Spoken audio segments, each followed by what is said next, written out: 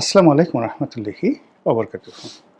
সম্মানিত দর্শক, ছোট্ট একটি খবর, কিন্তু খবরের নেপথ্যের যে কারণগুলো এবং খবরের যে পরবর্তী যে ভার্সন, আফটার ইফেক্ট, এটি রীতিমতো পিলে চমকানো।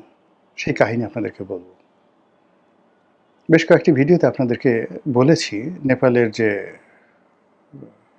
প্রধানমন্ত্রী বালেন্দ্র শাহদেব, তার সম্পর্কে। তিনি ক্ষমতা গ্রহণ করার পর একের পর এক আশ্চর্যজনক কাজ করে চলেছেন এবং আমাদের এই পাক ভারত উপমহাদেশে ঠিক বেশ কয়েকটি পদ, যেমন তামিলনাড়ুতে যিনি মুখ্যমন্ত্রী হলেন তিনি, পশ্চিমবঙ্গে যিনি মুখ্যমন্ত্রী হলেন তিনি, সঙ্গত কারণে এদেরকে নিয়ে বাংলাদেশে খুব আলোচনা হচ্ছে। আর বালেন্দ্র শাহদেব যিনি নেপালের প্রধানমন্ত্রী হলেন, তাকে নিয়ে আলোচনা হচ্ছে। তো ভারতের অন্যান্য যে সকল প্রদেশ, যেমন পশ্চিমবঙ্গ বা তামিলনাড়ু, খুবই গুরুত্বপূর্ণ, আসামও গুরুত্বপূর্ণ, কিন্তু যেহেতু সেটা একটা প্রদেশ, সেখানকার মুখ্যমন্ত্রী ইন্টারনালি পাওয়ারফুল হতে পারেন, কিন্তু আন্তর্জাতিকভাবে এক্সটার্নালি বা ইন্টারন্যাশনালি ওরকমভাবে গুরুত্বপূর্ণ নয়। কিন্তু নেপাল ছোট দেশ হওয়া সত্ত্বেও সেখানকার প্রধানমন্ত্রী বালেন্দ্র শাহদেব, তার যে কর্মকাণ্ড, এটি দেশের মধ্যে যেভাবে গুরুত্বপূর্ণ, আমাদের জন্য অনুকরণীয়, আবার সারা দুনিয়ার জন্য অনুকরণীয়। আপনারা জানেন যে বাংলাদেশে যে বিপ্লবটা হয়েছে, যেটিকে আমরা জুলাই আগস্ট বিপ্লব বলি বা জুলাই অভ্যুত্থান বলি বা ৩৬শে জুলাই বলি, আমাদের তরুণরা যেটাকে জেনজি বলা হয়, এই বিপ্লবের ধারক বাহক। আমাদের এই দেশের এই বিপ্লবটি মুখ থুবড়ে পড়েছে। এই বিপ্লবের বিপক্ষে বহু কথা বলা যাচ্ছে, আর বিপ্লবের যারা কুশীলব, যারা সামনে অগ্রসারীর যারা নেতৃবৃন্দ রয়েছেন, তারা আগের মতো আদরণীয় নন, গ্রহণীয় নন, এবং অনেককে এখন রীতিমতো ট্রলের শিকার হতে হচ্ছে। আর এদেরকে পুঁজি করে গত 18 মাসে যারা ব্যবসা করেছেন, বাণিজ্য করেছেন, নিয়োগ করেছেন, বদলি করেছেন, যারা রাষ্ট্র ক্ষমতা দখল করেছেন, তারা এখন এ জাতির সবচেয়ে কলঙ্কিত এবং ঘৃণিত ব্যক্তিতে পরিণত হয়েছেন। আগামীতে এদের যে পরিণতি কী হয়, এটি বলা যাবে না। যদিও তারা এখন চক্রান্ত আবার নতুন করে শুরু করেছেন, এটি নিয়ে আলাদা আরেকটা ভিডিও হতে পারে।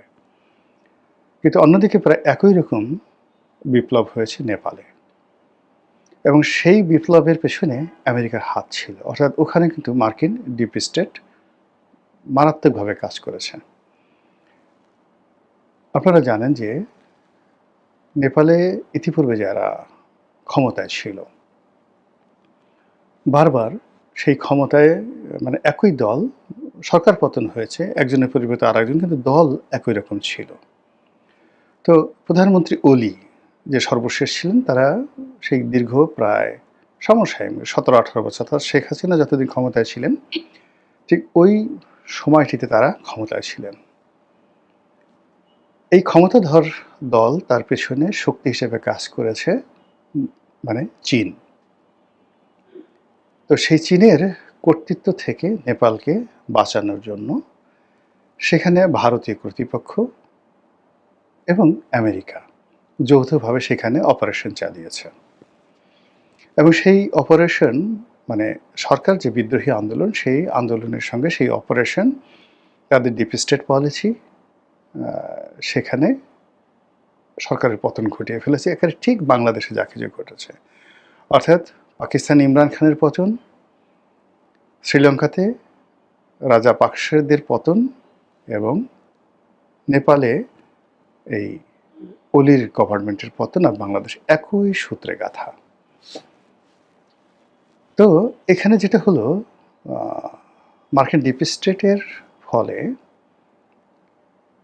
ইমরান খানের যে পরিণতি হয়েছে বা পাকিস্তানের যে রূপান্তর ঘটেছে, সেটা ওদের একটা স্ট্রং মিলিটারি এবং সিভিল সার্ভিস থাকার কারণে ওটা মানে বাংলাদেশের মতো ঘটনা পাকিস্তানে ঘটেনি। পাকিস্তান মোটামুটি এই ডিপ স্টেটের ইমরান খানের পতনের পর একটা যুদ্ধ করেছে ভারতের সাথে, কন্টিনিউয়াসলি তারা যুদ্ধ চালিয়ে যাচ্ছে আফগানিস্তানের সঙ্গে, আবার এর মধ্যে ইরানের সঙ্গেও কিন্তু কয়েক দফা তাদের এয়ার স্ট্রাইক হয়েছে। তারপরে তাদের অর্থনৈতিক সংকট, তেলের সংকট, হাজারো সংকটের মধ্যেও তারা এখন বিশ্বের দরবারে শুধুমাত্র মিলিটারি পাওয়ারের কারণে মাথা উঁচু করে দাঁড়িয়ে আছে। তাদের অসীম মনির যিনি আছেন তিনি এখন ইন্টারন্যাশনাল পার্সোনালিটি, প্রধানমন্ত্রী শাহবাজ শরীফ, বিরোধী দলীয় নেতা এবং যাকে বলা হয় সেনাপ্রধান, এই তিনজনকে নাকে দড়ি দিয়ে আমেরিকা ঘোরাচ্ছে। আর তারাও পাপেট ট্রুপে কখনো ইরানে, কখনো সৌদি আরবে, কখনো আমেরিকাতে তারা ঘোরাফেরা করছে, কিন্তু তাদের নিজেদের দেশের ভিতরের মোটামুটি তারা কিন্তু তাদের একটা কর্তৃত্ব বজায় রেখেছে। অন্যদিকে শ্রীলঙ্কা, তারা কিন্তু নিজেদের মতো করে ঘুরে দাঁড়িয়েছে। শ্রীলঙ্কা এবং মালদ্বীপ, শ্রীলঙ্কা এবং মালদ্বীপেও কিন্তু একইভাবে সরকারের পতন হয়েছে, আগের সরকার এবং নতুন সরকার আসছে চীনপন্থী সরকার। মায়ানমারের একই অবস্থা, মানে এর পুরো জায়গাতে, অর্থাৎ এখানে আমেরিকা পুরো রিজিয়নটাকে এলোমেলো করে দেওয়ার চেষ্টা করেছে, কিন্তু সব কিছুর মধ্যে চীনকে ধারণ করে যেভাবে মায়ানমার দাঁড়িয়ে আছে, মায়ানমারের জান্তা সরকার দাঁড়িয়ে আছে, এবং এই যে সেনাপ্রধান, মায়ানমারের সেনাপ্রধান, তিনি একটা নির্বাচন দিয়ে আবার সেই সিসির মতো করে তিনি ক্ষমতা দখল করলেন এবং চীনের কর্তৃত্ব প্রতিষ্ঠা করলেন। আরাকান আর্মি যেভাবে বাড়াবাড়ি করছিল সেই বাড়াবাড়িটাও বন্ধ হয়ে গেছে। আর মালদ্বীপে একই অবস্থা, মৈত্র সরকার সেই অ্যাবসলিউটলি এতটা, মানে সেখানে চীনা প্রভাব যে নরেন্দ্র মোদী স্বয়ং ভ্রমণ করতে আসছেন, কিন্তু তিনি তখন চলে গেছেন দেশ ছেড়ে চীন ভ্রমণ করার জন্য। তো বুঝেন অপমান কাকে বলে। তো সেই দিক থেকে মার্কিন ডিপ স্টেট এবং ভারতের যে পলিসি, সেই পলিসির কারণে নেপালে এত বড় একটা বিপ্লব হলো, এবং সেই বিপ্লবের প্রেক্ষিতে জেনজির প্রতিনিধি রূপে বালেন্দ্র সাদেব ক্ষমতা আসলেন। ক্ষমতা এসে তিনি চীনকে ছেড়ে বা তার দেশের স্বার্থকে ছেড়ে বা দেশের যে প্রচলিত রাজনীতি রয়েছে সেই রাজনীতির যে ধারাবাহিকতা, কন্টিনিউশন, সেটা বাদ দিয়ে ভারতের দালালি করেননি। তিনি আমেরিকার সঙ্গে কোনো চুক্তি করেননি, বরং একটার পর একটা যে সিদ্ধান্ত নিচ্ছেন তাতে করে ভারত মনে করছে, আমেরিকা মনে করছে যে আগে যে অলির সরকার ছিল সেটাই ভালো ছিল। এবং আগের সরকার ভারতে বেশ কয়েকবার তাদের ভারতের সীমান্তে তারা গুলাগুলি করেছে, ভারতকে যুদ্ধের হুমকি দিয়েছে, ভারতের সাথে যুদ্ধ করবে, এবং ভারতের বেশ কিছু এলাকা তারা দখল করে নিয়ে সে প্রথমে আবার 15 দিন পরে সেটা ছেড়ে দিয়েছে, ভারতের সীমানার মধ্যে ঢুকে পড়েছিল।